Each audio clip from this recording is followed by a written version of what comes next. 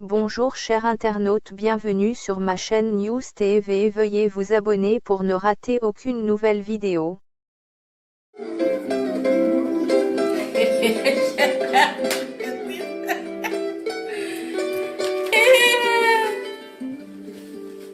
Franchement, ok, on va faire avec ça.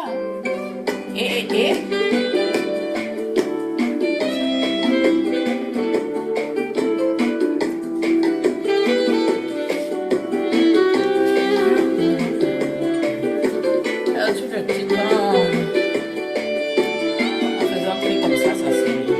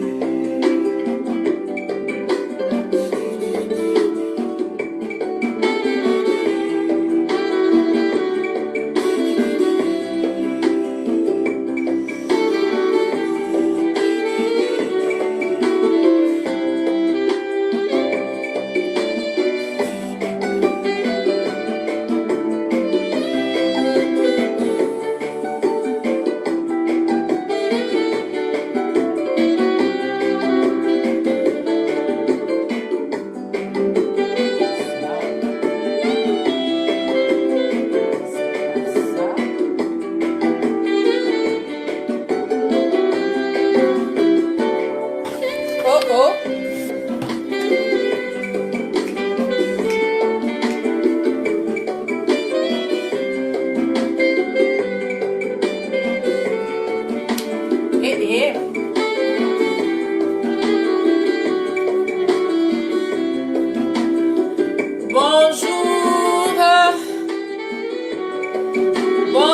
Bonjour. Bonjour. So.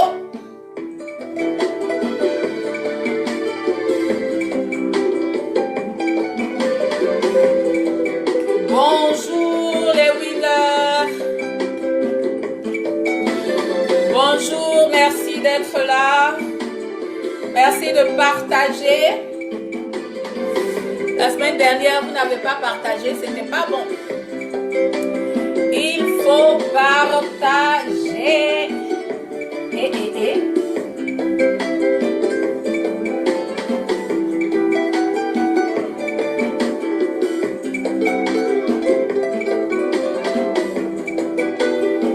Merci pour les cœurs, mais il faut partager aussi.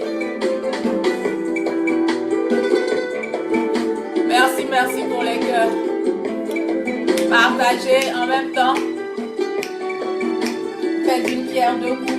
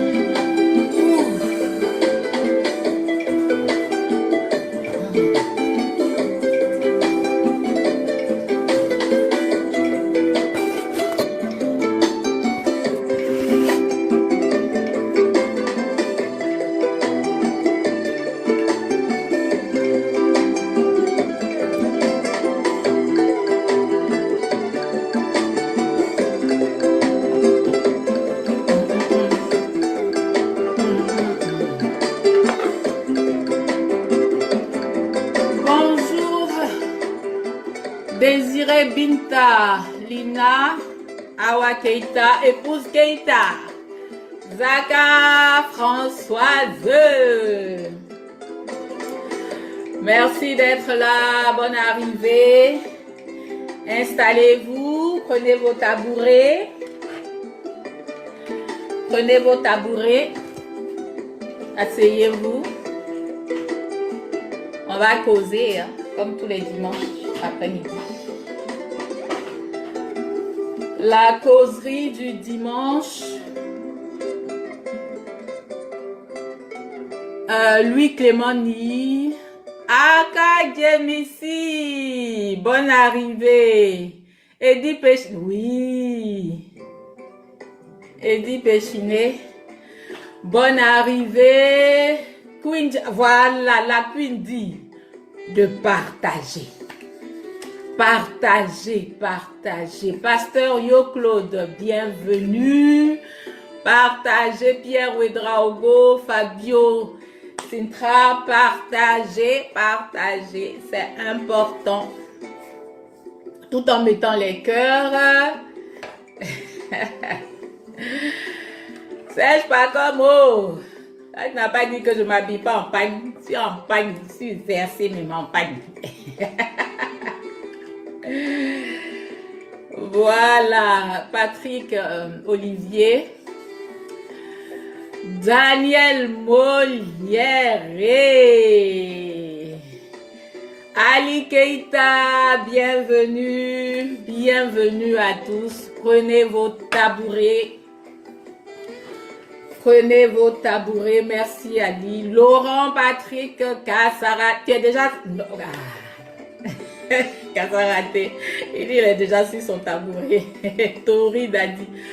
Prenez votre tabouret, asseyez-vous. J'espère que le son est bon, la lumière aussi. Voilà. Arnaud Serge Crobat. Solange Dibi, ça fait un moment. Solange Dibi. Hein?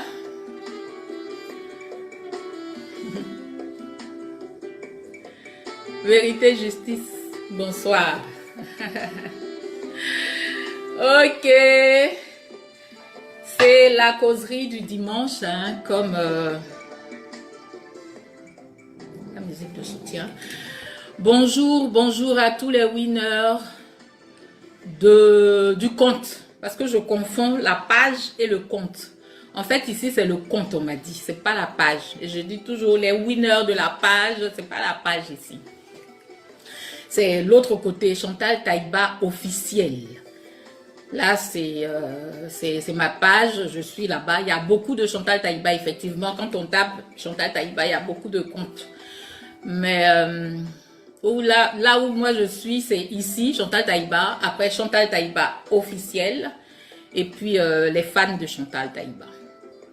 Les autres là, c'est pas moi. Donc, faites bien attention où vous allez. Blessing, voilà. 2 minutes. J'arrive.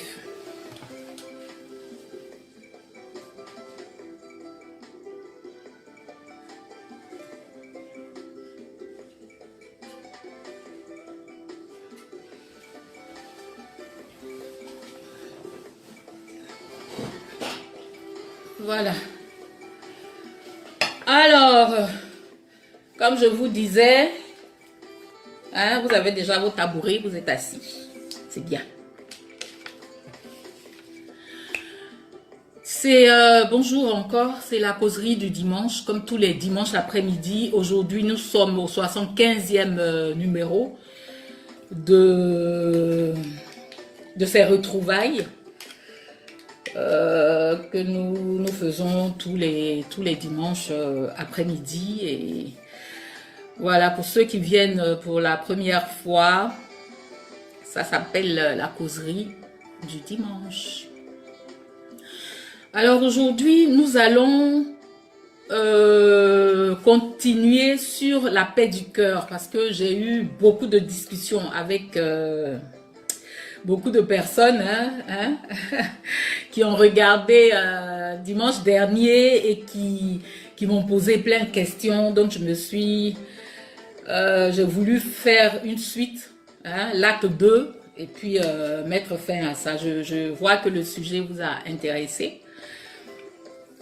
Et c'est avec plaisir que je reviens pour la suite, en espérant que ça va vous servir, que ça va vous apporter quelque chose de plus.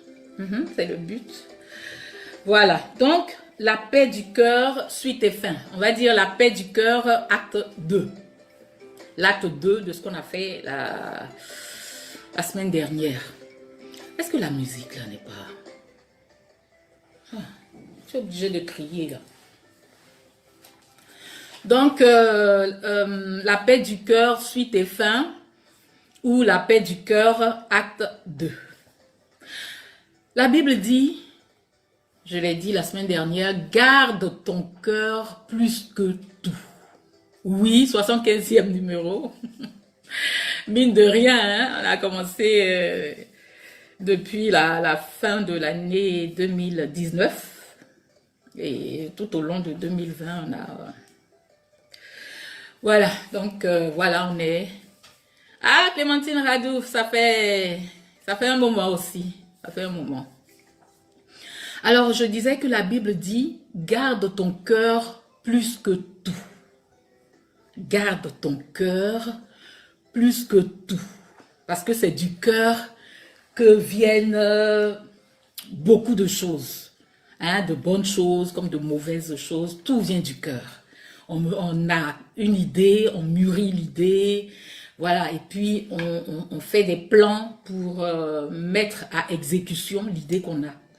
Donc, la Bible nous conseille de garder notre cœur plus que tout. Voilà. Je vais dire, on va prendre l'exemple de la maison. Sa maison. Quand il y a beaucoup de bruit dehors ou qu'il y a un danger dehors, on court ou on souhaite, en tout cas le plus tôt possible, rentrer chez soi.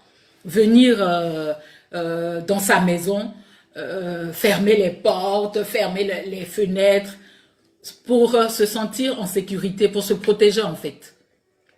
En fait, c'est pour se protéger. Là, il Fofana, bonne arrivée.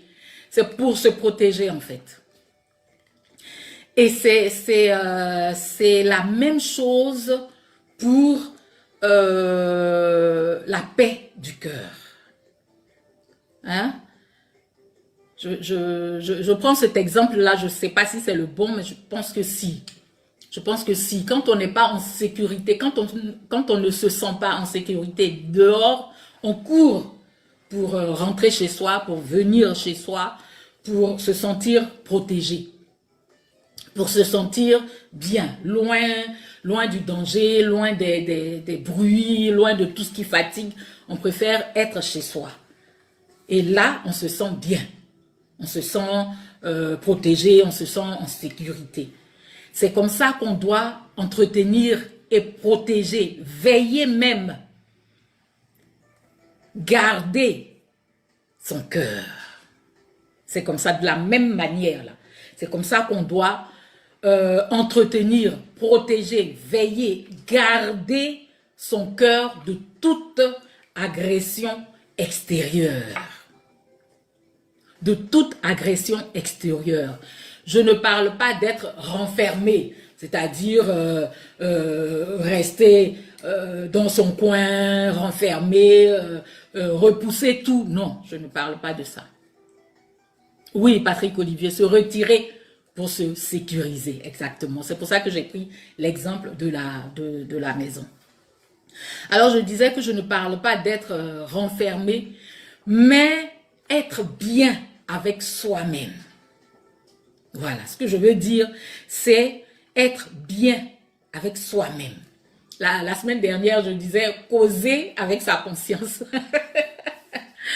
Mais quand tu es converti, quand tu es chrétien, La Bible dit que ton corps devient le temple du Saint-Esprit. Donc, le Saint-Esprit étant en toi, habitant en toi, s'il est vraiment là, il te parle. Quand je disais ta conscience ne peut pas te mentir si tu as fait quelque chose de mal et que toi-même tu renies cela, tu dis non, tu nies cela, tu dis non, je n'ai pas fait ça. Ta conscience te dit si tu as fait. Mais quand ton corps devient le temple du Saint-Esprit, le Saint-Esprit te dit les choses de façon crue. Le Saint-Esprit te parle en permanence. Le Saint-Esprit te dit tout ce qui est bon, tout ce qui n'est pas bon. Si tu ne comprends pas, ou si tu t'ennuies, tu prends la parole. Si c'est le Saint-Esprit qui te parle, tu prends la parole et puis tu lis. Comme ça, elle t'éclaire sur ce que le Saint-Esprit te dit, par exemple. La Bible, en fait, quand je dis tu prends la parole, c'est parce que la Bible, elle ne fait pas que t'informer.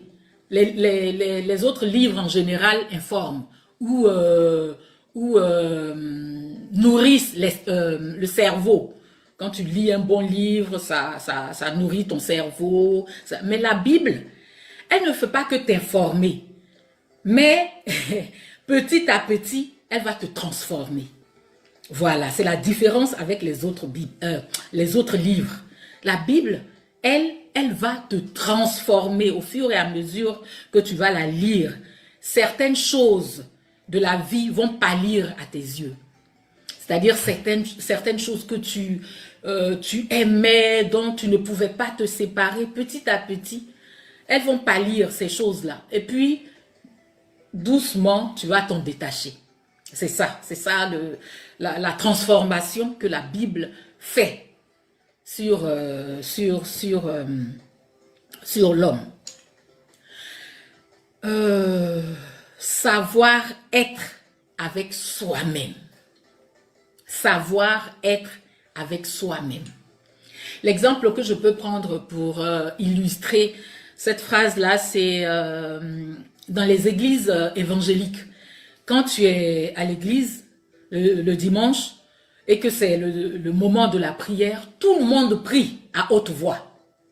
Voilà la différence avec les autres religions, c'est que vous priez à haute voix et vous pouvez être 1000 dans la salle, vous pouvez être 1000, chacun prie. Quand je dis être bien avec soi, c'est-à-dire parmi les 1000, tu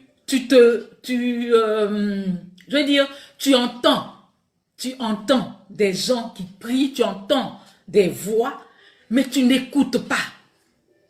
Tu entends qu'il y a des gens qui parlent, qui prient, mais tu n'écoutes pas parce que tu es concentré sur ce que toi-même tu as à dire à Dieu. Tu es concentré sur ta prière à toi, ce que tu es en train de demander à Dieu.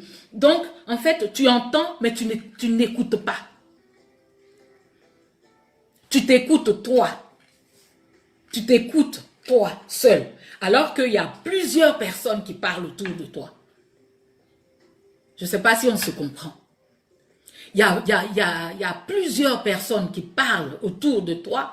Il y en a qui crient même, mais tu n'écoutes pas. C'est-à-dire, tu ne cherches pas à savoir ce que l'autre dit, ce que ton voisin dit. Tu es tellement concentré sur toi, tes mots, ce que tu as envie de demander à Dieu, que tu as envie de voir exaucer. Donc, tu entends, tu entends, mais tu n'écoutes pas. On peut dire même que tu ne comprends pas ce que les autres disent. C'est un exemple que je prends pour vous parler de savoir-être avec soi-même. Nicole Bécoui, bonsoir. Savoir-être avec soi-même. Tu écoutes, mais tu n'entends pas parce que tu es concentré. Tu t'écoutes, tu es concentré sur toi-même, sur ce que tu demandes parce que tu veux que cela soit exaucé. Donc, tu ne fais pas attention à tout ce qu'il y a autour. C'est ça, en fait. C'est ça. Il faut que tu apprennes à être heureux. Que tu apprennes à être heureux toi-même d'abord. Toi-même d'abord. Quand je dis savoir être avec soi, c'est ça. Il faut cultiver ça. Apprends à être heureux. À être dans la joie, toi seul. Si tu cultives, comme j'ai dit là, que si tu recherches et que tu cultives cela, c'est-à-dire apprendre à être avec soi-même, apprendre à être heureux, sois d'abord, avant d'attendre que les autres fassent que tu sois heureux. Il faut que toi-même, tu sois une personne heureuse. Voilà. Quand je dis apprendre à être heureux, c'est apprendre à être dans la joie. Apprendre à être dans la joie. C'est-à-dire avoir une conversation entre le corps, l'âme et l'esprit. Dimanche dernier, j'avais dit qu'il soit en harmonie, mais en fait, c'est qu'il soit en conversation, le corps, l'âme et l'esprit. Que les trois là soient en conversation.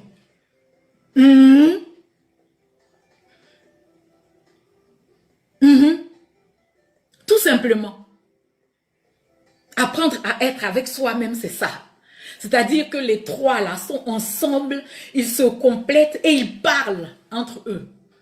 Bon, les gens vont dire, ah, qu'est-ce qu'elle raconte, elle délire. Mais en fait, c'est ça, être en joie. Ne pas attendre une joie extérieure. Parce que toi-même, tu es rempli.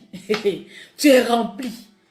Oui, tu es rempli, tu es en paix avec toi-même. Tu as la paix du cœur. Pourquoi? Les gens vont me dire, pourquoi on doit apprendre à être heureux? Pourquoi on doit être dans la joie? Pourquoi? Parce que le créateur, le maître de l'univers te connaît personnellement. Oui, ça c'est une raison pour être dans la joie. Il te connaît, il connaît ton nom, il connaît l'environnement dans lequel tu vis, il connaît tes soucis, il connaît tes joies, il connaît tes peines. Pour ça seulement là, tu dois être dans la joie. Oui, oui, pour ça tu dois être dans la joie. Tu dois avoir la paix du cœur. De telle sorte que tu puisses te regarder puis rire. Hey! Donc moi là, Dieu me connaît quoi. Oui. Oui. Parce que le corps, l'âme et l'esprit sont en conversation tout le temps. Tu ne t'ennuies pas, tu ne cherches pas, tu ne cours pas après le bonheur extérieur. Toi-même là, tu es rempli. Tu es rempli. Maintenant, les gens vont me demander pourquoi il faut être heureux. Mais parce que, tu es en vie. Ça, c'est la première raison. Pourquoi tu dois être en joie? Parce que tu es en vie. Tu respires. Ça n'a pas de prix. Le souffle de vie, là, ça n'a pas de prix. Ça n'a pas de prix, quoi. Donc, pour ça, tu dois être heureux. Tu dois être en joie. Oui, ne serait-ce que pour ça, hein, pour commencer. Parce que tu as envie, parce que ce matin, tu t'es réveillé. Tu as vaqué à tes occupations, tu as fait ce que tu avais à faire. Oui, parce que tu as envie. Parce que tu expires et tu inspires. Tu inspires plutôt et tu expires. Donc, par rapport à ça, parce que pendant que toi, tu t'es réveillé ce matin-là, plusieurs ne se sont pas réveillés. Plusieurs sont restés dans leur sommeil. D'autres étaient à l'hôpital et ils ont rendu l'âme. Et toi, tu es là, tu me regardes, on cause. C'est un grand privilège. Pour ça, tu peux avoir la joie. Pour ça, tu peux être heureux. Pendant que tu prends ton tabouret, tu t'assois et que tu tu me regardes. Il y en a à qui on est en train de donner le souffle de vie, à qui on est en train de brancher tous les appareils parce que le souffle de vie s'en va. On essaie de les rattraper, de les ramener à la vie. Pour ça, tu dois être heureux. Tu dois être dans la joie. Et, en dehors de ça, là, il y a plusieurs qu'on est en train de mettre dans les casiers à la morgue. Il y a plusieurs qu'on est en train de... Il y a d'autres même, on cherche les casiers. Il n'y en a pas. On cherche pour pouvoir les mettre. Et puis, il y en a là. Ils sont au cimetière. Ils donneraient tout. Ils donneraient tout ce qu'ils ont pour ne serait-ce qu'avoir le souffle de vie que toi tu as. Ils donneraient tout pour expirer, inspirer. Mais non, ils n'ont pas cette grâce-là.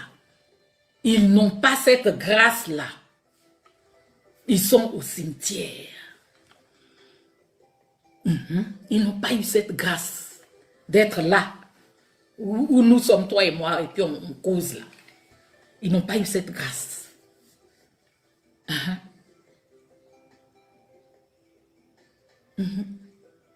Et ça, c'est vraiment la fin. La mort, c'est la fin de toute chose. La maladie encore, tu peux t'en sortir. La pauvreté, tu peux t'en sortir. Oui, c'est des choses qui peuvent arriver, mais tu peux t'en sortir. La pauvreté, c'est une situation dans laquelle tu es. Tu peux t'en sortir. Elle peut passer.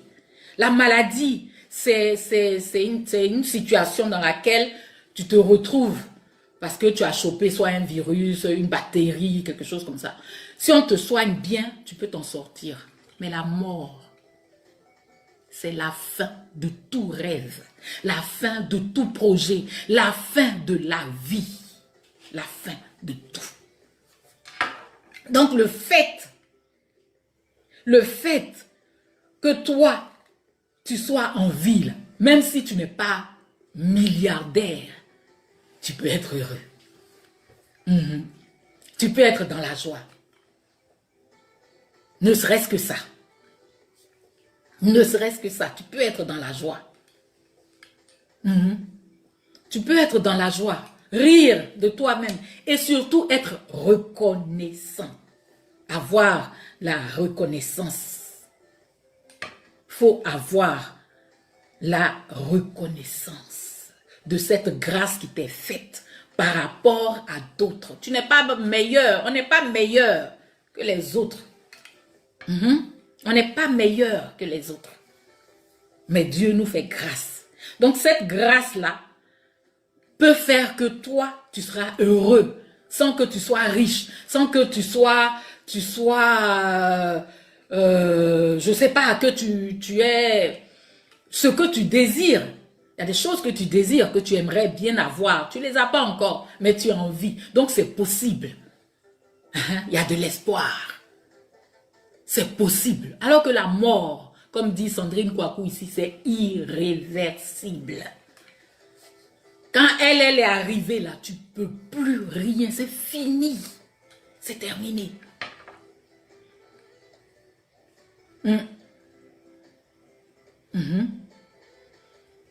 Donc, le fait que tu sois en vie, ça peut faire que ça doit faire que tu sois heureux, que tu sois dans la joie, rire de toi-même, rire, oui, parce que c'est ça, être heureux, être dans la joie, même quand on n'est pas nanti. Mais le fait de reconnaître qu'on est en vie et que d'autres n'ont pas eu cette grâce, ça peut faire que tu peux rire seul, tu peux dire ta reconnaissance, tu peux être en harmonie avec toi-même. Comme je l'ai dit la semaine dernière, ton bonheur, c'est toi qui le crée. Crée ton bonheur. Il faut le créer. Il faut le créer, ton bonheur, avec ce que tu as. C'est-à-dire l'harmonie à l'intérieur de toi. La paix du cœur. La paix du cœur. La joie, le bonheur qui n'est pas lié à quelque chose. C'est ça. C'est ça. Quand tu as ça, tu es tranquille avec toi-même. Tu es heureux. Tu es en paix avec toi-même, avec tout ce qui t'entoure. Tu es en paix.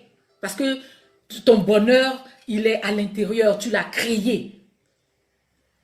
Et c'est parce que tu seras heureux que ça va rejaillir sur ton entourage. L'entourage va voir que toi, tu es serein par rapport à tout ce qui arrive. Quand les gens paniquent, quand les gens sont dans tout leur... quand ils ne savent pas quoi faire, quand ils paniquent, toi, tu es tranquille. Tu prends du recul, toujours par rapport aux événements. Tu es tranquille. Parce que, j'ai dit, le corps, l'âme et l'esprit sont en paix. Tu as la paix du cœur. Ta paix intérieure, là, ta joie, ton bonheur, ne doivent pas dépendre des autres. C'est ce que je veux vous faire comprendre en fait. Ton bonheur, ta joie, ta paix intérieure ne doivent pas dépendre des autres. Non. Ça doit dépendre de toi-même. D'abord. Parce qu'on ne vit pas en autarcie, on a besoin les uns des autres. Mais toi, tu dois être en paix avec toi-même. Tu dois avoir la joie, tu dois être heureux, tu dois avoir ta paix intérieure. Il ne faut pas que ça dépende des autres ou de l'extérieur. Sinon, tu seras dépendant. Quelqu'un qui n'a pas la paix du cœur, c'est quelqu'un qui est tout le temps troublé. Et ça, c'est pas bon. C'est pas bon. Quand tu ne sais pas être avec toi-même là, tu es tout le temps troublé. Et quand tu n'as pas la paix du cœur, ta joie dépend de l'extérieur, dépend des autres, dépend d'un apport extérieur. Ça, c'est dangereux. Tu deviens dépendant. Tu seras dépendant. Et ça peut te faire du mal. Oui. Quand tu es dépendant, quand ton bonheur, quand ta joie dépend de l'extérieur, ça peut te faire du mal. Ça peut te faire du mal, mais sérieusement. Si pour être heureux, tu as besoin d'un apport extérieur, tu en deviens esclave.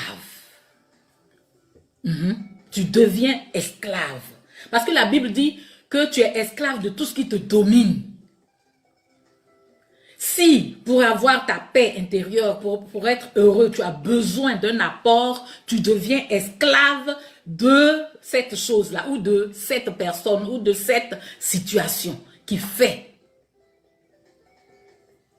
Alors que vraiment, il faut se battre pour être esclave que de Dieu. C'est mieux. Sur la terre des hommes où nous sommes là. Mieux vaut être esclave de Dieu. Parce que ça, au moins, il y a le salut. Il y a le salut de l'âme au bout.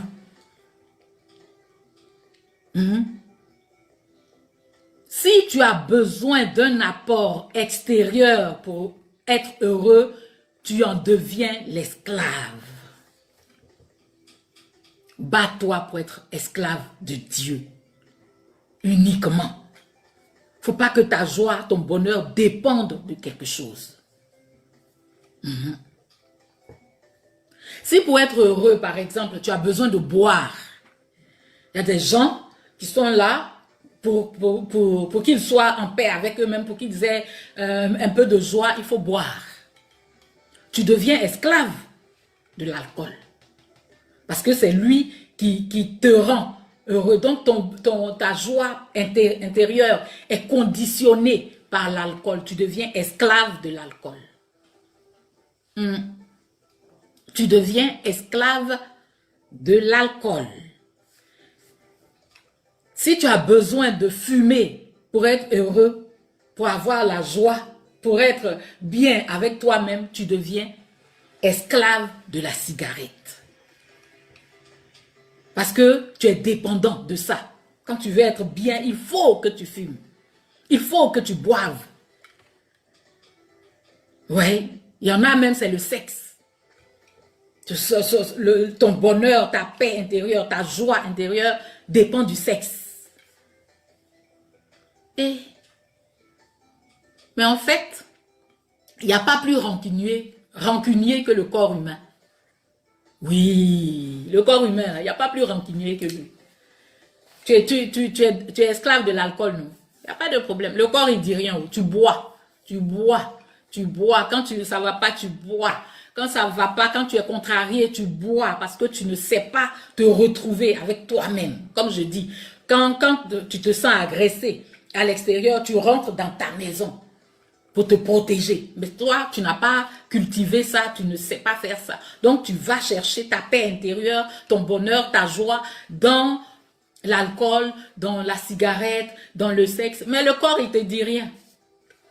Mais il n'y a pas plus rancunier, comme je l'ai dit là. Un matin, il te fait un signe. Tu t'en vas à l'hôpital, on dit, ah, mais le médecin, il ne te connaît pas, hein, mais quand il t'ausculte, là, il regarde, il dit, ah, mais toi, tu bois, non? Parce que tu as une cirrhose de foie. Oh, oui. Le corps te rappelle tous tes excès. Quand tu buvais pour être heureux, quand tu dépendais de l'alcool, là, le corps, il disait rien, il recevait, il recevait, il recevait. À un moment, quand il n'en peut plus, tu t'en vas à l'hôpital, on dit, ah, le docteur ne te connaît pas, mais il dit, mais toi, tu bois, en fait. Voilà. Donc, tu t'en vas maintenant payer le prix de tes excès. C'est pour ça que je dis, le corps humain, il n'y a pas plus rancunier. Il ne parle pas, il ne te dit rien. Il accumule, il accumule, il accumule. Ou bien c'est la cigarette. Tu bois, je dis tu fumes, tu fumes, tu fumes, tu fumes. Parce que tu as besoin, c'est ton stimulant. Tu as besoin pour être heureux de fumer. Le corps, il retient. Et puis un matin, là, on dit, ah mais ton poumon, ton foie, tout est pourri. C'est là que tu vas te souvenir des excès. De soit l'alcool avec la cirrhose ou du cancer avec la cigarette. Il te rappelle tes excès, le corps humain. Il te rappelle tes excès. Comme tu ne sais pas cultiver ton bonheur intérieur et que tu as besoin de l'extérieur pour avoir la paix, pour avoir la joie, tu vas payer. Il y a une addition au bout. Il y a une addition au bout. Le corps va te rappeler tôt ou tard tous tes excès. Je ne parle pas des maladies héréditaires comme le diabète, la tension. Je ne parle pas de ce genre de maladie-là. Mais il y a des maladies d'excès. C'est quelques-unes que je viens de citer. Cultive ta paix intérieure. Cultive ta paix intérieure. Ça te permettra d'éviter tout ce qui est toxique. Ça te permettra d'éviter tout ce qui est toxique. Tout ce qui est toxique, là, c'est pas que ce que je viens de citer là. Hein. Il y a les amitiés. Il y a des amitiés toxiques. Il y a des parents même qui sont toxiques aussi. Mais quand tu ne sais pas cultiver ta paix intérieure, ça fait que tu es dépendant. Comme je disais, si ce n'est pas l'alcool, si ce n'est pas la cigarette, si ce n'est pas le sexe, c'est les amitiés. Parce que tu ne sais pas être seul avec toi-même. Être bien avec soi-même, tu ne sais pas le faire. Tu n'as pas cultivé, tu n'as pas appris. Donc, tu vas dépendre de tout ce qui est extérieur, toxique. Parlant d'amitié ou de parents toxiques, je vais vous donner deux témoignages. Il y a une grande sœur et sa petite sœur. Elles sont du même père. La grande et la petite, elles sont du même père et elles habitent toutes les deux chez leur père.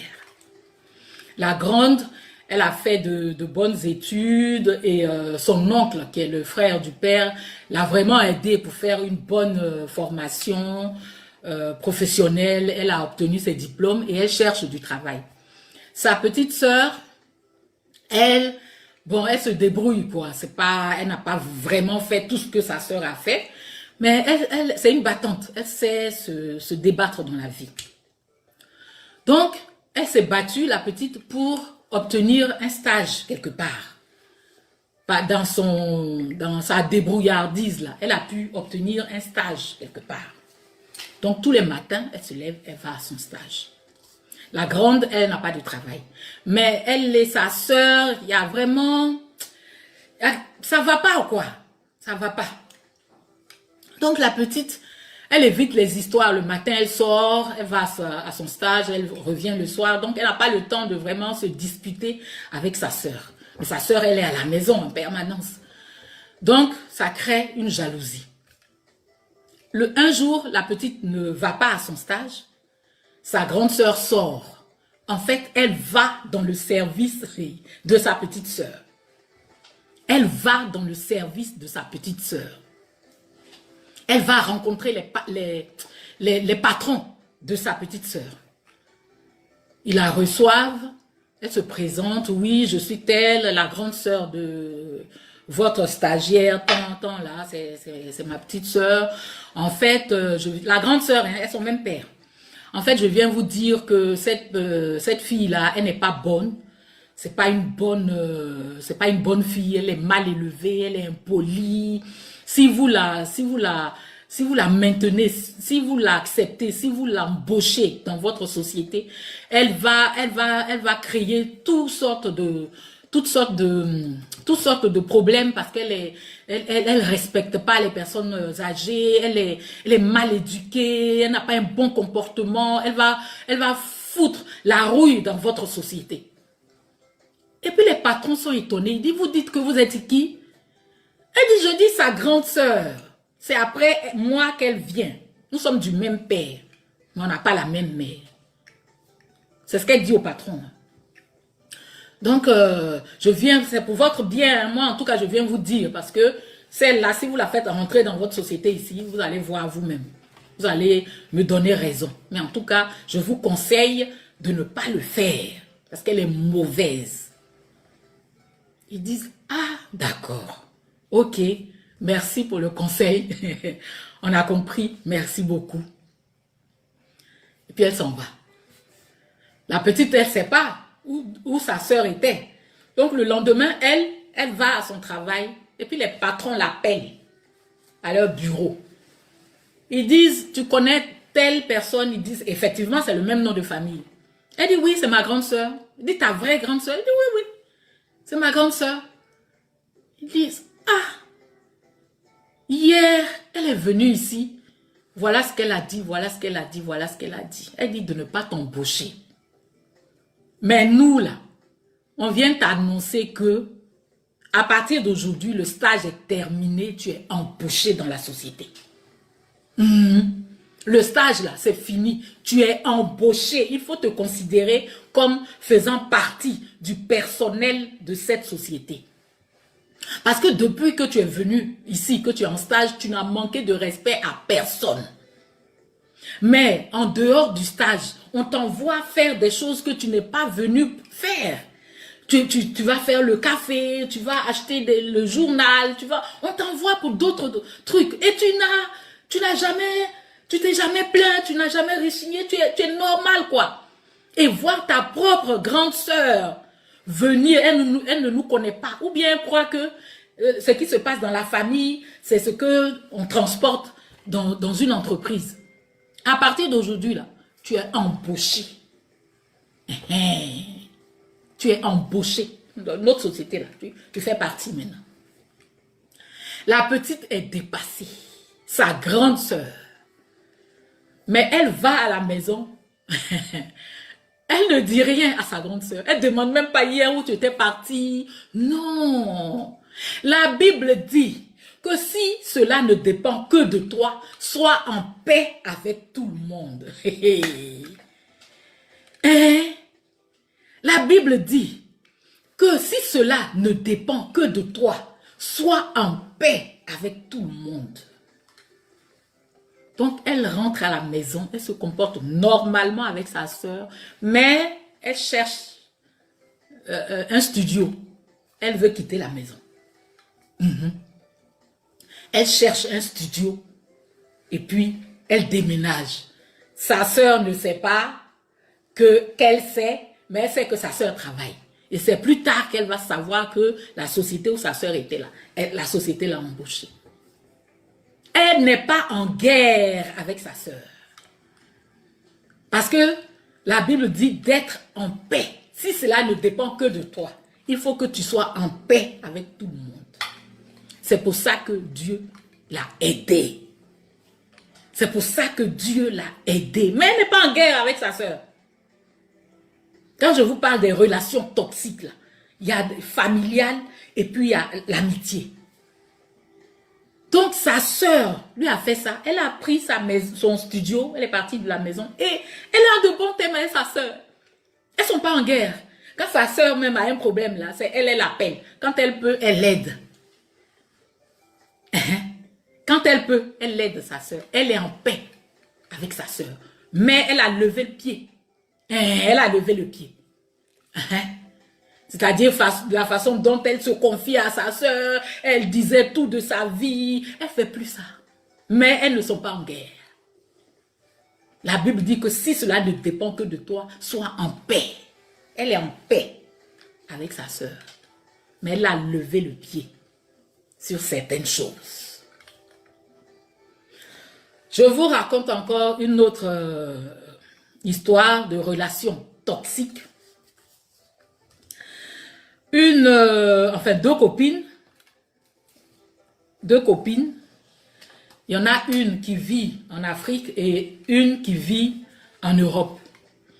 Et elles étaient copines au pays, en Afrique, avant que l'une ne vienne...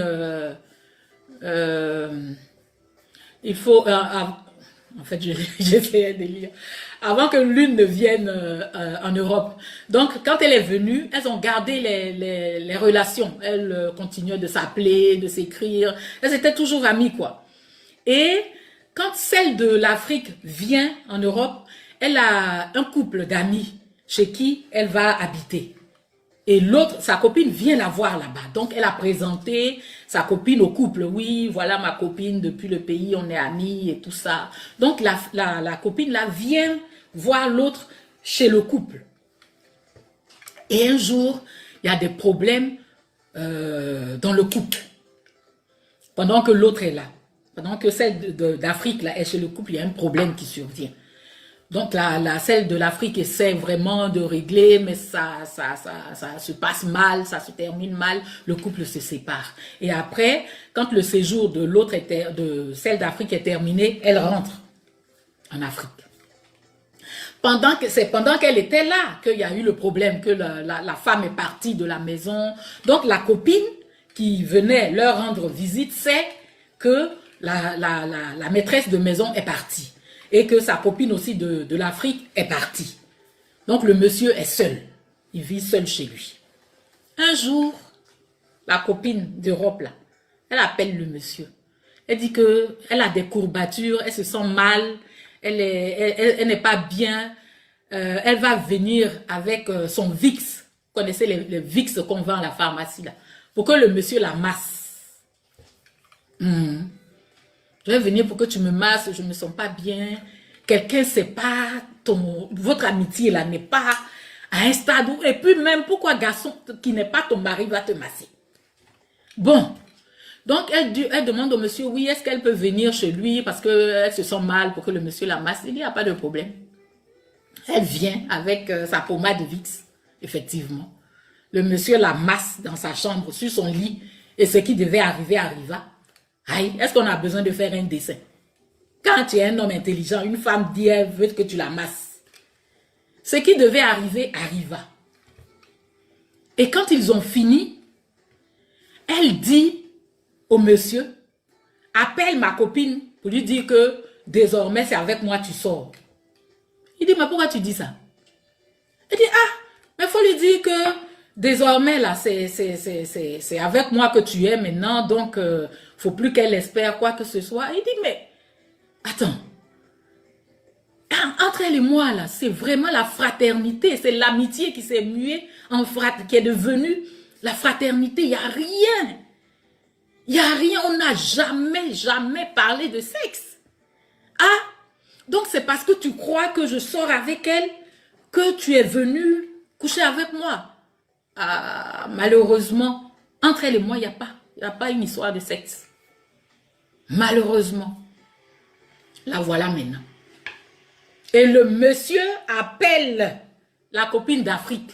Dit, ma soeur, entre toi et moi, là, c'est la sincérité, on ne se cache rien. Voilà ta copine, là. Elle est dans mon lit ici.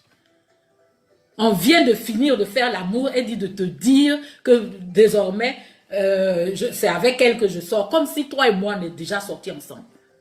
Toi et moi, on ne sort pas ensemble. En fait, elle est venue se donner à moi parce qu'elle pense que toi et moi, on sort ensemble. Ça me rappelle une histoire. Quelqu'un qui dit, parce que je suis avec toi, ton nom là, ça fait que les femmes viennent se donner à moi comme ça. À cause de ton nom. Voilà, donc, tu es venu te faire pour rien. Hein? Le monsieur t'a tiré pour rien. Parce que tu as mis avec une fille que tu as envie. Tu veux être elle, en fait. La copine de France, là, elle veut être sa copine d'Afrique. Parce que pour elle, c'est à elle que les bonnes choses arrivent. Voilà une autre amitié toxique. Ça quitte dans la famille, ça va dans l'amitié. Une autre amitié toxique. Bon, le monsieur a tiré son coup cadeau, quoi. Ça n'a pas continué. Mais la fille ne lui a pas fait la fille d'Afrique, là, elle lui a pas fait de problème. Et elle lui avait fait même 2 coups. Elle lui avait fait 2 faux coups. La fille, justement, d'Afrique sortait avec un monsieur. Et une fois, sa copine de France a rencontré le monsieur. Au moment de se faire la bise, elle fait une bise et puis elle fait l'autre sur la bouche. Le copain de ton ami. Le copain de ton ami. Tu lui fais la bise sur la bouche. C'est-à-dire, il y a des amitiés comme ça. C'est plus que toxique. Quand la personne veut être toi, ah, ça devient dangereux. Tu peux apprécier ta copine. Parce qu'elle a, voilà, il y a des choses, il y a de bonnes choses qui lui arrivent. À la limite, tu lui demandes, mais comment tu fais? Si vous êtes vraiment amis, elle va te dire. Mais il y a des choses aussi, même si elle te dit là, c'est elle son destin, c'est pas le tien. Chacun a sa vie, chacun a son destin. Il y a des choses qui lui arrivent parce que Dieu avait prévu ça. Tu peux pas lui en vouloir pour ça. Donc tu vas aller coucher avec tous ces gars. Non. Donc la copine d'Afrique là, elle n'a pas dit, bon, comme tu m'as fait ça, comme tu penses que t'entends, donc à partir d'aujourd'hui c'est fini. Non. L'amitié est restée. Mais c'est au stade maintenant de bonjour, ça va, les enfants vont bien, merci, au revoir. Elle a levé le pied. Sur, oui, viens où j'habite, viens. Non. Quand elle vient d'Afrique là, le monsieur s'est remarié, elle est chez lui, mais la copine ne vient plus là-bas. La Bible dit, s'il ne dépend que de toi, sois en paix avec tout le monde. Tu n'es pas en guerre, tu es en paix. Mais tu lèves le pied sur certains comportements. Mais vous restez amis. Tu es en paix. Est-ce qu'elles sont en guerre? Non. Elles sont en paix. Mais il y a des limites maintenant. On dit aime ton voisin, mais n'enlève pas la palissade. Oui. La palissade là doit rester au milieu de vous. Mais vous êtes amis. Vous êtes copines, copains. C'est comme ça. Vous n'êtes pas en guerre. Mais tu sais à quoi t'en tenir avec elle. Ou avec lui. Recherchez la paix du cœur. La paix, celle que Dieu donne. Pas celle que les hommes donnent. Non. La paix que Dieu donne. C'est elle qui peut te permettre de regarder une fille qui t'a fait des choses comme ça. Ou une sœur qui t'a fait des choses comme ça. Et puis être sereine. Ah, ça va, ta famille va bien. Ok. Mais je ne vais pas aller manger chez toi. Tu ne vas pas venir manger chez moi. Parce que ça va troubler ma quiétude, ma paix intérieure. Ton amitié là. Ça peut me donner des ulcères. Parce qu'il y a des amitiés comme ça. Vous finissez de régler tel problème, demain il y a un autre problème, après il y a un autre problème, après il y a... Amitié là, c'est forcé. Aïe! Amitié qui va te faire avoir ulcère ou bien palpitation. On t'appelle, il faut venir, hein, tu allais rapporter. On a dit que tu as dit ça. Hein, ce que je t'avais dit là, tu allais confier. Amitié là, c'est forcé. C'est forcé. Aïe! Amitié toxique. Si tu as ta paix intérieure, là, quand tu as ta paix intérieure, là, je dis, tu ne cours pas après l'extérieur pour faire ton bonheur, pour avoir la joie. Il faut cultiver cette paix intérieure là, qui fait que tu es bien avec toi-même. D'abord, ce qui vient de l'extérieur, c'est un plus. C'est une valeur ajoutée. Mais toute ta vie ne dépend pas soit de l'alcool, soit de la cigarette, soit des amitiés. Il y a des gens comme ça, se lèvent le matin, elle est chez telle copine, après elle est chez telle copine, après elle est chez telle copine. Il y a quoi? À quel moment tu te retrouves avec toi-même? Quand? C'est quand? À quel moment? Je dis, la paix, la paix que Dieu donne, il faut la rechercher. Pas celle que les hommes donnent, parce qu'elle là, elle est fragile. La paix que les hommes donnent, elle est fragile. Les hommes, pour régler ce problème, ils ont créé la diplomatie. La diplomatie, c'est une trouvaille des hommes. C'est pas Dieu qui a créé la diplomatie, c'est une trouvaille des hommes. Ils se sont assis et puis ils se sont dit, bon, je ne t'aime pas. Toi aussi, tu ne m'aimes pas. Mais j'ai besoin de toi. Toi aussi, tu as besoin de moi. Ou c'est moi-même qui ai besoin de toi par rapport à... Bon, par exemple, tu vends des tarots. J'ai besoin des tarots, là. J'aime les tarots. J'aime manger les tarots. Donc, j'ai besoin de ton tarot. Des tarots que tu cultives. Mais toi et moi, on ne s'aime pas. Il y a des pratiques que tu fais quand tu t'en vas planter ton tarot, là. Tu fais des choses que je n'aime pas. Mais... je ne vais pas aller manger chez toi, tu ne viens pas chez moi, mais on va pratiquer la diplomatie. C'est pour ça qu'ils ont créé le langage diplomatique. La diplomatie, là, c'est une trouvaille des hommes. Ils signent des accords par rapport à la diplomatie. Mais des fois, les accords, là, on les brise et puis on fait la guerre qu'il ne faut pas faire, là. Parce que la paix que l'homme donne est fragile, elle est sensible. Ce n'est pas la paix que Dieu donne, c'est différent. On ne s'aime pas, mais on est dans la diplomatie. Donc, tu fais des choses là, je n'aime pas, mais comme je ne peux pas te dire ça de façon crue, je vais te dire, oui, tu as fait ça, mais tu pourrais faire mieux. Pour ne pas te vexer, pour ne pas te choquer. On est dans le langage diplomatique. Mais la diplomatie, là, il y a l'espionnage dedans. Et l'espionnage, c'est un des métiers les plus dangereux. L'espionnage, c'est l'un des métiers les plus dangereux. Parce que la personne que tu espionnes, là, si elle se rend compte, elle peut te tuer. La personne pour qui tu espionnes, si elle se rend compte aussi, elle peut te tuer. Les trouvailles des hommes, la diplomatie, c'est une trouvaille de l'homme.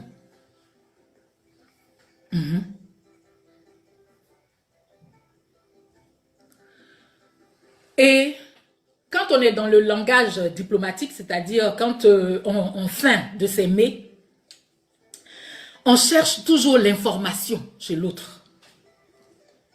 On cherche l'information. C'est pour ça qu'ils ont créé ce métier-là aussi, d'espionnage. Parce que vous ne vous fréquentez pas, mais tu veux savoir ce que l'autre fait. C'est ça. Vous n'êtes pas en paix, vous n'êtes pas en guerre. C'est tiède. Vous avez des relations tièdes. Donc, tu as besoin de savoir ce que l'autre fait, ce qu'il y a chez lui là-bas. Parce que dans la société, on dit que l'information, c'est le 4e pouvoir. Celui qui détient des informations sur toi a un pouvoir sur toi. Celui qui détient des informations de toi a un pouvoir sur toi. Oui, tu as peur.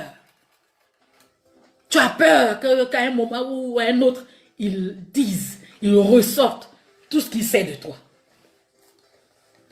Donc, ça fait que tu es dans la peur, parce que la personne là te domine, parce qu'il a l'information. C'est pour ça qu'ils ont créé, autant ils ont créé la diplomatie, les hommes, ils ont aussi créé l'espionnage. Alors que la Bible dit, sois en paix. Si tu es en paix là, pourquoi même aller chercher ce que l'autre fait? La personne vit sa vie. La personne vit sa vie, vous n'êtes pas en guerre. Un jour, vous pouvez vous croiser dans la rue, puis elle va dire, ah oui, je ne te vois pas, te donner quelques infos.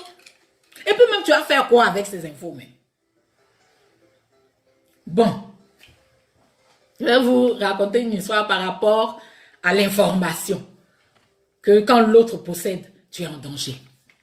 C'est un chef dans un village, le chef du village, il a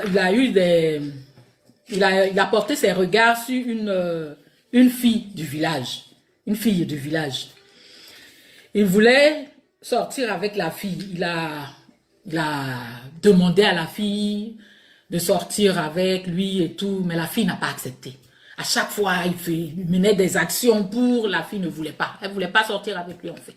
Il a tout fait. Il voulait vraiment cette fille, alors que lui-même, il avait 2 femmes. Mais il voulait cette fille-là. Il a tout fait, la fille n'a jamais accepté.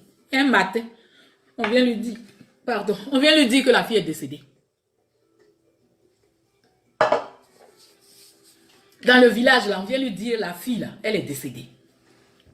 Le chef ne pouvait pas accepter ça. Lui, tout chef qu'il est, une fille lui refuse quelque chose. Non.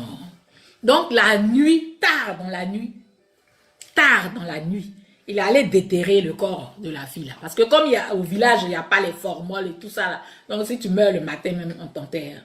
Vers midi ou vers le soir, on t'enterre. Bon, c'est plus tard que, bon, ils font des choses pour que le corps reste 1 ou 2 jours. Mais avant, tout ça n'existait pas. Donc, on enterrait les gens rapidement. On s'en va enterrer la fille. Le chef dit, donc moi quoi, j'ai échoué. Je ne peux pas accepter ça. La nuit, quand tout le monde s'est endormi, il allait déterrer le corps là, pour avoir des rapports sexuels avec le cadavre. Il allait déterrer le cadavre pour avoir des rapports sexuels avec. Et pendant qu'il était en train de le faire, vous savez, dans les villages là, des fois il y a des... J'ai déjà raconté cette histoire là même ici. Il y a des gens, c'est des vauriens quoi, c'est pas... Ils sont un peu attardés, ils sont un peu... Tous les enfants se moquent d'eux, tous les enfants se foutent d'eux, leur lancent des trucs. C'est le va-nu-pied quoi du village. C'est lui là qui allait voir, qui allait attraper le chef en train de faire ça. Quand il l'a vu, il dit, hé chef, c'est ce que tu fais. Donc le chef paniqué a arrêté tout ça. Il a remis la fille là où elle était, il a couru, il est rentré chez lui. Mais le va-nu-pied du village, là, il tient le chef comme ça.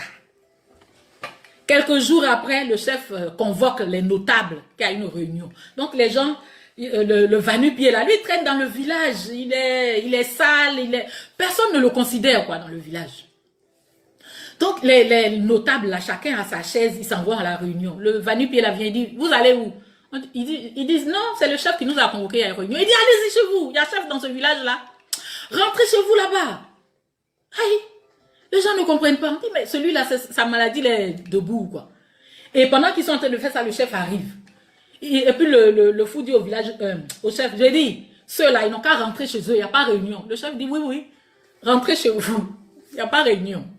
Et puis les notables, chacun prend sa route, ça va. À chaque fois, c'est la même chose. Quand le chef veut poser une action, quelque chose de solide là, le va-nu-pied du village déconne. À chaque fois, jusqu'à ces femmes en avaient marre, ces 2 femmes-là. Elles disent, non, on est fatigués. Nous, là, on nous respecte parce qu'on est femme du chef. Mais un va-nu-pied, celui-même que les enfants prennent bâton pour chicoter ici. C'est lui qui se fout de toi comme ça et puis tu n'as pas de réaction. En tout cas, nous, on s'en va. Non, on peut plus supporter. On va partir. Donc, le chef convoque une réunion encore. Il dit, bon, la réunion, Au moment où les gens sont en train de venir, le fou du village là vient encore. Il dit, quelle réunion il y a ici? Je dis, il n'y a rien, rentrez chez vous. Le chef maintenant, il en avait marre. Il a pris la parole. Il dit, toi la même mot, il y a quoi? Il y a quoi? C'est quoi? Vous les jeunes là, c'est quoi? Nous là, dans la vie, on a tout fait. Tout ce qu'on ne doit pas faire là, nous les vieux là, on a tout fait. Cadavre même, on a couché avec. Et puis il n'y a rien. Qu'est-ce qu'il y a? Et puis on ne peut pas respirer là. Le fou là, le vaurien là, il dit, ah, bon, donc il a dit. Et puis il l'a laissé. Le chef dit, venez, il a dit, il y a réunion. Il y a quelqu'un pour parler ici. Et puis les gens ont pu faire la réunion. C'est-à-dire ce jour-là, il a pu fermer. Il a pu fermer la bouche du va-nu-pied, mais avec, il a su faire. Tout ça pour illustrer ce que je disais plus haut, pour dire que l'information,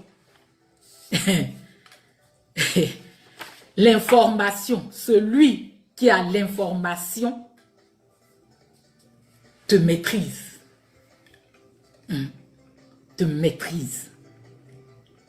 Donc les hommes, pour résoudre le problème, puisque la Bible dit, parce que tu n'es ni chaud, ni froid, je te vomirai de ma bouche. Les hommes ont créé, on n'est pas en guerre, on n'est pas en paix, mais on va pratiquer la diplomatie. Vous voyez, on va pratiquer la diplomatie. C'est sur la diplomatie qu'on va fonctionner. La Bible dit, parce que tu es tiède, parce que tu n'es ni chaud, ni froid, je te vomirai de ma bouche. Que ton oui soit oui, que ton non soit non. La plus belle femme ne peut donner que ce qu'elle a. La plus belle femme, elle ne peut donner que ce qu'elle a. Si tu n'as que du bonheur et de la joie, c'est ce que tu vas donner autour de toi. Si à l'intérieur de toi, c'est que le bonheur et la joie, la paix du cœur, c'est ce que tu vas distiller autour de toi. Les personnes qui te fréquentent vont trouver auprès de toi comme un havre de paix. Pour se confier, pour être même à tes côtés, pour écouter ta sagesse, écouter. C'est ce que tu as. Donc, c'est ce que tu donnes. C'est ce que tu donnes autour de toi. Tu es équilibré.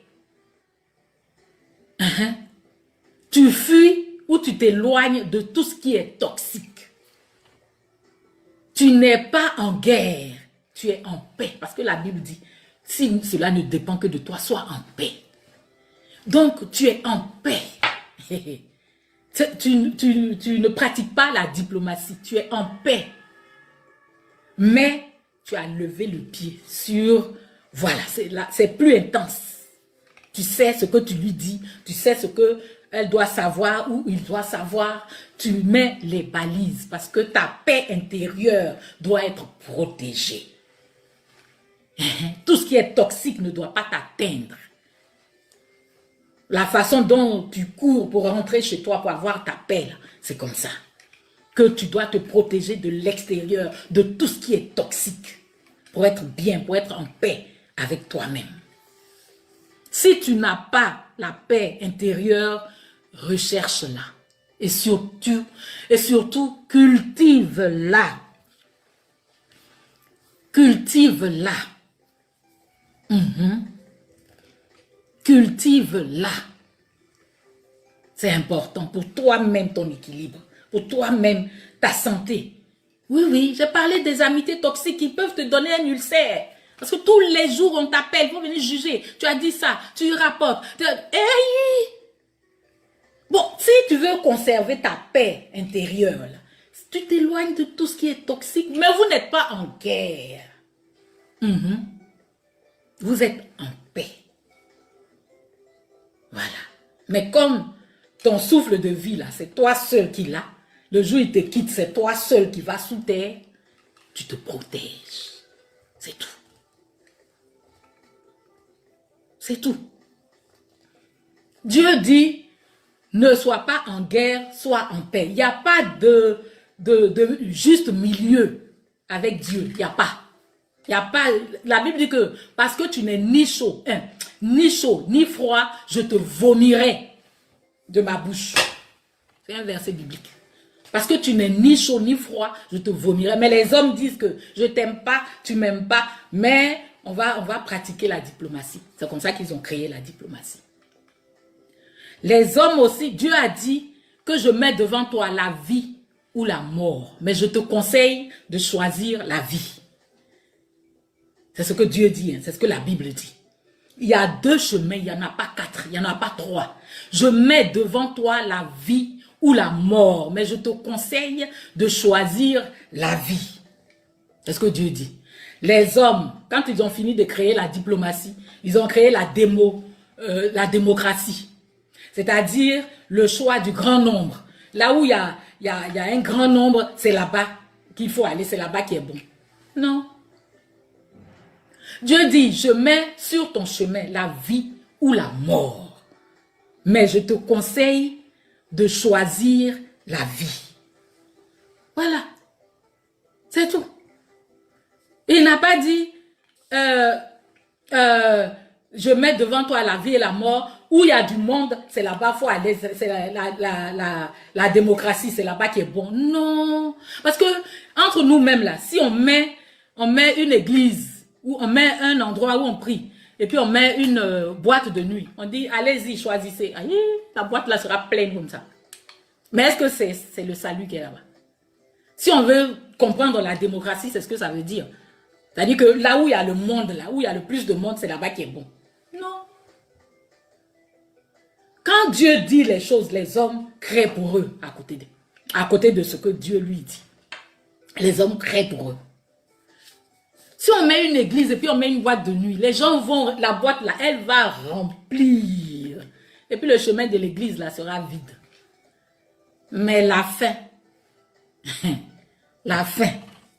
de là où il y a du monde là, c'est à la fin qu'on peut juger. Mais la fin, c'est pas le fait d'aller en boîte qui est mauvais. Hein. Non, non, non, non. Il faut qu'on s'entende. C'est pas le fait d'aller en boîte qui est mauvais. C'est le fait d'y aller, de s'enivrer. C'est s'enivrer là qui est le problème. S'enivrer ou se droguer, voilà. Tous les vices qui tournent autour, c'est ce qui est dangereux. Voilà, c'est ce qui est dangereux. Parce que Jésus lui-même, il a transformé l'eau en vin. Hein. Ça veut dire que le vin, là, on peut le boire. Le vin n'est pas interdit. On peut boire le vin. Mais c'est s'enivrer. Boire au point où tu ne sais plus où tu habites. Boire au point où on te soulève, on te tire, tu traînes dans les caniveaux et puis on te ramasse. Voilà, c'est ça là. C'est ça. C'est ça qui n'est pas bon. Sinon, c'est pas la boîte en tant que telle. Voilà, quand je dis ça, il ne faut pas que on interprète pour dire, elle dit voilà. Donc, c'est pas parce qu'un chemin grouille de monde qu'il est forcément bon. Non. C'est pas parce qu'un chemin grouille de monde qu'il est bon. La Bible dit la vie et la mort. Choisis la vie. Voilà. Dieu n'a pas dit, quand je mets les 2 chemins, je mets les 2 routes, les 2 chemins devant toi, il faut aller là où il y a le plus de monde. Non. Il dit, je te conseille la vie. Mais la vie, là, il y a beaucoup de restrictions là-bas. Il y a beaucoup de choses qu'il ne faut pas faire. Il y a beaucoup de choses desquelles il faut s'abstenir. Mais c'est là-bas le salut est. Donc Dieu n'est pas dans démocratie. Non, non. Ça, c'est encore une trouvaille des hommes. C'est pas parce qu'un chemin grouille de monde qu'il est le meilleur. Je vous parlais de la petite soeur, de la grande soeur. La petite a pris sa maison. Elle n'est pas en guerre avec sa soeur. Elle est en paix. Mais elle a levé un peu le pied. Voilà. C'est ce que je voulais partager avec vous.